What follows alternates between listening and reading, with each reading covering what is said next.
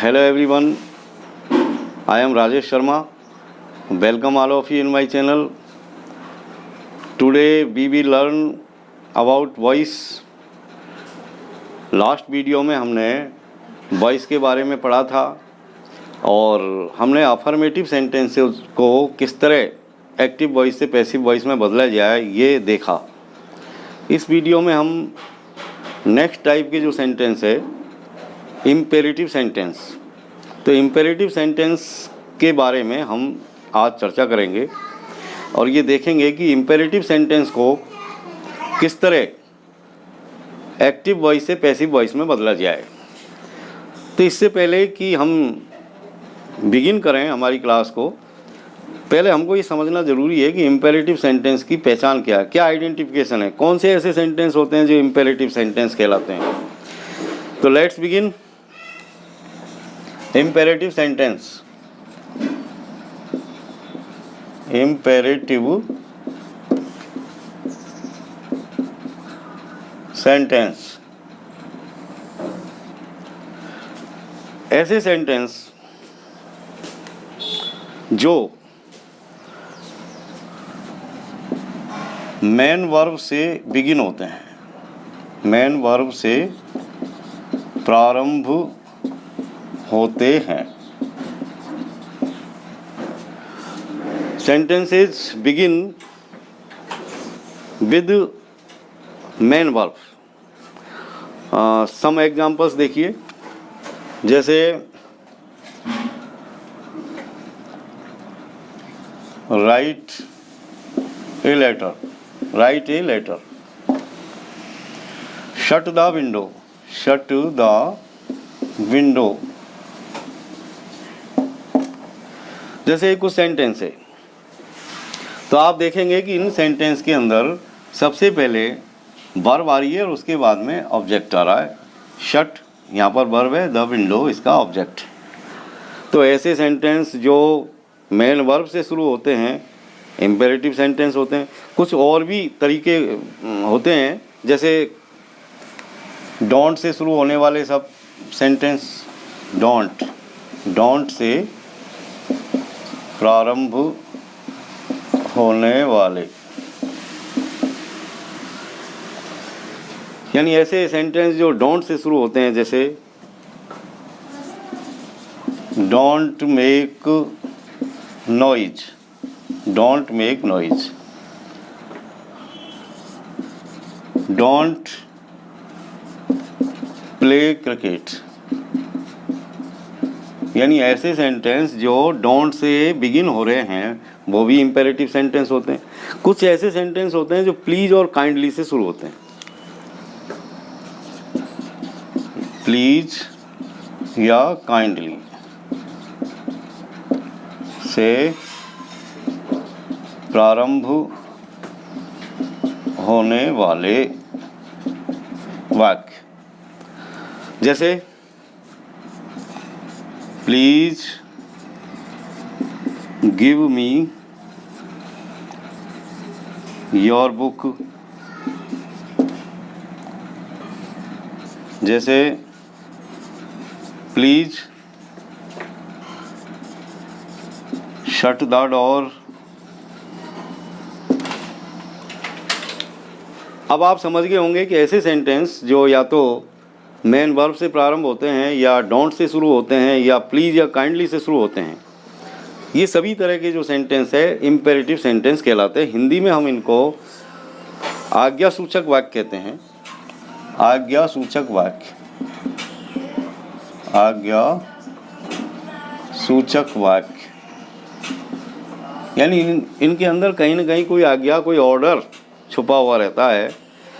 और इसके अलावा एक चीज़ आपको ये भी समझनी चाहिए कि इनके अंदर सब्जेक्ट कहीं ना कहीं छुपा हुआ रहता है। और जैसे राइट ए लेटर, इसमें इसका सब्जेक्ट छुपा हुआ है। जैसे यू इसका सब्जेक्ट हम मान ले तो ये इस तरह हो गया कि यू राइट ए लेटर। आप एक पत्र लिखें, शट द विंडो, इसमें भी हम यू लगा देते हैं, यू शट द विंडो, आप खिड़की बंद करें। डोंट मेक नॉइज़, यहाँ पर भी हम जैसे कह सकते हैं कि स्टूडेंट्स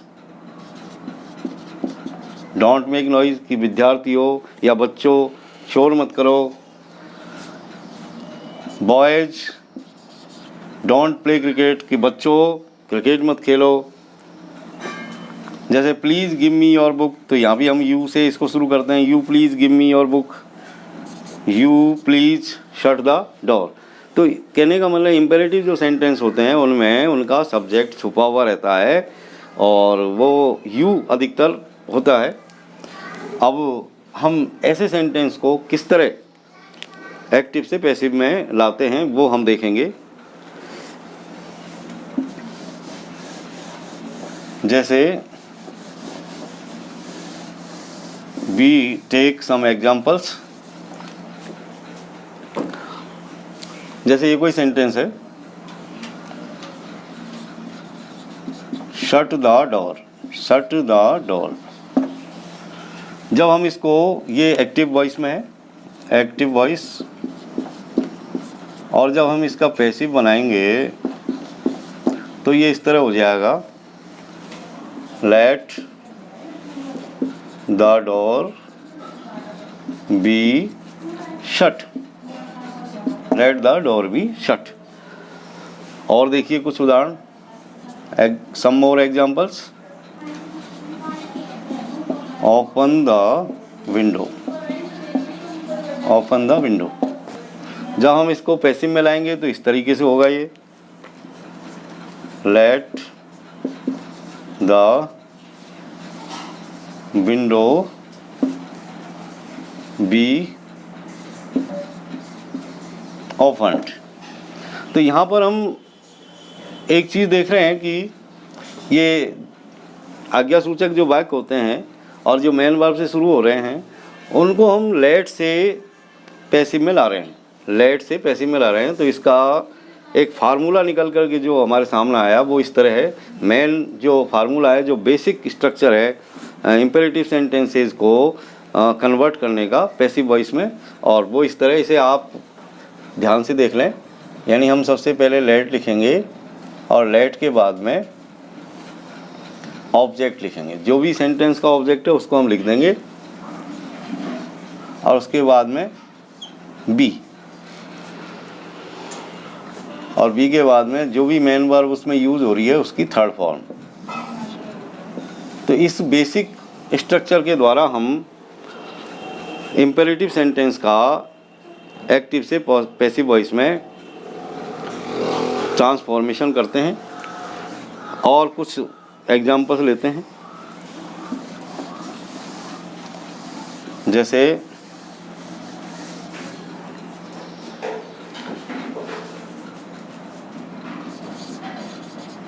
डोंट मेक नॉइज। जैसे ये कोई सेंटेंस है, don't make noise, active voice, active voice में है। इसका हम जब पैसिव वॉइस बनाएंगे तो किस तरह बनाएंगे, डोंट वाला है, यानी इसके अंदर डोंट से शुरू हो रहा है ये। तो इसको जब हम बनाएंगे तो इस तरीके से शुरू होगा, लेट नॉइज, लेट नॉइज। और ये डोंट के अंदर चूंकि नॉट शब्द हो रहा है तो हम नॉट को और बी के साथ जोड़ेंगे, तो लेट नॉइज नॉट और बी, नॉट बी। मेक यानी जो वर्ब आ रही है उसकी थर्ड फॉर्म लगाएंगे। जैसा कि हमने हर एक कंस्ट्रक्शन के अंदर देखा है कि जब भी हम एक्टिव से पैसिव में सेंटेंस को चेंज करते हैं तो हमेशा इस बात का ध्यान हमको रखना है कि चाहे सेंटेंस कैसा भी हो, हमेशा मेन वर्ब जो भी यूज़ हो रही है उसकी हमको थर्ड फॉर्म लिखनी ही लिखनी है। तो let noise not be made, make की थर्ड फॉर्म मेड। तो यदि लेट वाले यानी डोंट से जो शुरू हो रहे हैं तो उनमें हमको नॉट बी लगाना है, नॉट बी लगाना है।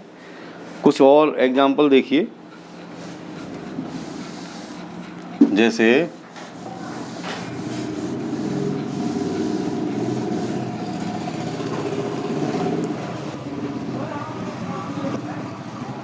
प्लीज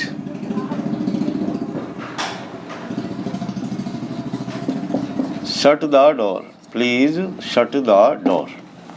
जैसे ये कोई सेंटेंस है, तो जैसा कि ये सेंटेंस प्लीज़ से शुरू हो रहा है, तो जब भी कोई सेंटेंस इम्पेरेटिव सेंटेंस का प्लीज़ से या काइंडली से शुरू हो रहा है, तो इसका मतलब है कि वहाँ पर कोई रिक्वेस्ट मेक की जा रही है, कोई ना कोई जो है प्लीज़ और काइंडली चूँकि रिक्वेस्ट के लिए आते हैं, तो आप ये समझें कि यहाँ कोई ना कोई रिक्वेस्ट की जा रही है। तो जब भी प्लीज़ काइंडली वाले सेंटेंस आए तो उनको हम इस तरीके से बनाएंगे पैसिव में, यू आर रिक्वेस्टेड,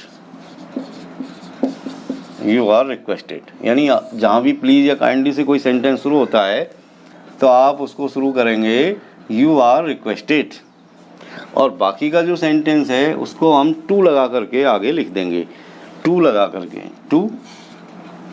टू लगाया हमने, और बाकी का जो सेंटेंस है उसमें हमको कहीं भी वर्ब चेंज नहीं करना।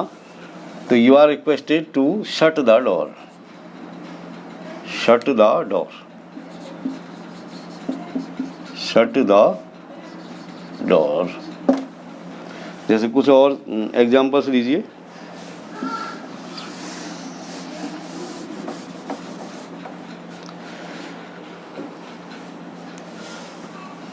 जैसे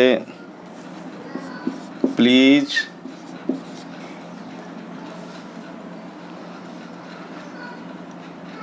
प्लीज राइट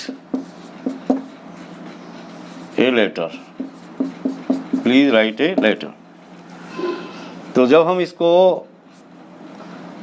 पैसिव में लाएंगे तो you are requested, you are requested,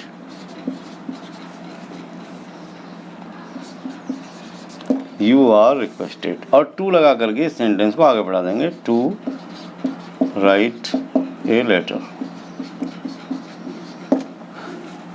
तो मैं समझता हूँ कि आपको ये सारी चीज़ें समझ में आ गई होंगी कि किस तरह हम इम्पेरेटिव सेंटेंस का पैसिव से एक्टिव से पैसिव में कंस्ट्रक्शन करते हैं। कौन कौन से ऐसे नियम हैं? मूल रूप से जो बेसिक फार्मूला है वो इस तरीके से, सबसे पहले लेट लिखते हैं और लेट के बाद में सेंटेंस का जो ऑब्जेक्ट है उसको लाते हैं, फिर बी लिखते हैं और बी के बाद में मेन वर्ब की थर्ड फॉर्म लगाते हैं। यदि डोंट से शुरू हो रहा है तो यहाँ पर हम नॉट बी कर देते हैं, नॉट बी। यदि डोंट से शुरू हो रहा है तो बी के साथ में नॉट और लगा दिया जाता है। और यदि कोई प्लीज़ या काइंडली वाले सेंटेंस है तो उनके लिए हम जो है यू आर रिक्वेस्टेड का उपयोग करते हुए उस सेंटेंस को टू लगा करके आगे बढ़ा देते हैं।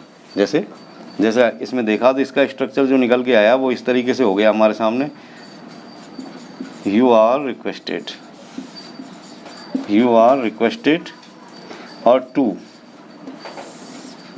प्लस, यानी इतना लिखने के बाद में प्लीज़ और काइंडली के बाद का जितना भी सेंटेंस है उसको हम यहाँ पर लिखेंगे रेस्ट ऑफ द सेंटेंस।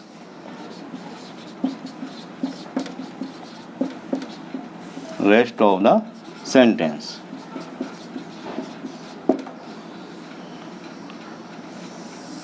यानी बाकी का जो सेंटेंस है उसको टू के बाद में हम यहाँ पर लिख देते हैं विदाउट एनी चेंज, उसमें किसी तरह का कोई चेंज नहीं करते।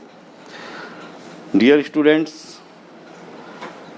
अगले वीडियो में हम इसी चैप्टर को आगे बढ़ाएंगे और जो अलग तरह के सेंटेंसेस हैं जैसे इंटरोगेटिव सेंटेंस है तो उनके बारे में हम चर्चा करेंगे।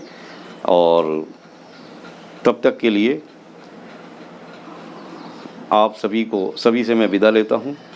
और प्लीज़ यदि आपने अभी तक मेरा चैनल सब्सक्राइब नहीं किया है तो please subscribe my channel and keep watching.